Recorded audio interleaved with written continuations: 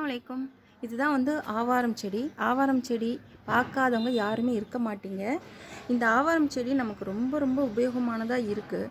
இப்போ இந்த ஆவாரம் செடியோட பயன்களை பற்றி சொல்கிறேன். இந்த ஆவாரம் செடியை வந்து நம்ம தேநீராகவும் குடிக்கலாம் அல்லது பச்சையாகவும் சாப்பிட்லாம். தேநீராக குடிக்கும் பொழுது இது நம்ம உடம்புல இரத்தத்தை வந்து இது சுத்திகரிக்கிறதோட மட்டும் இல்லாமல் நம்மளுடைய தேவையில்லாத உடல் கொழுப்பெல்லாம் வந்து கரைச்சிருது. நம்மளோட ப்ரெஷர் குறையுது, அதனால் சுகர் குறையுது, நீரிழிவு நோயெல்லாம் வந்து குறையுது. கண் பார்வை வந்து ரொம்ப தெளிவாக இருக்குது இதனால், இதை டெய்லி சாப்பிட்றதுனால. இது மட்டும் இல்லாமல் பெண்களுக்கு ஏற்படக்கூடிய மாதவிடை கோளாறுகள் எல்லாம் கூட நீங்குது. ஆண்களுக்கு ஆண்மை பெருகுது, அதனால் ஆண்கள் தினமும் சாப்பிட்லாம். இன்றைக்கி ரொம்பவும் சந்திக்கிற ஒரு பிரச்சனை என்னென்னா சுகரினால் ஏற்படக்கூடிய புண்ணு.